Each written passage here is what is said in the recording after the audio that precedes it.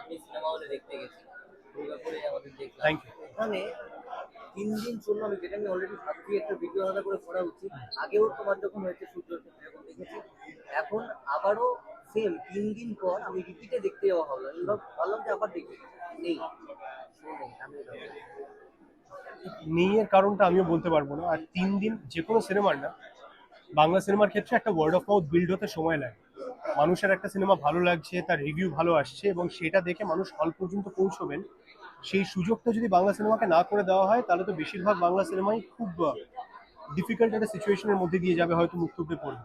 বাংলা পক্ষ তোমার ছবির জন্য লড়ছে, মানে আমি দেখলাম ওরা পোস্ট করেছে প্রচুরভাবে রাতে। আমার মনে হয় যে বাংলা পক্ষের প্রত্যেকটা বাংলা সিনেমার জন্যই লড়াই করা উচিত।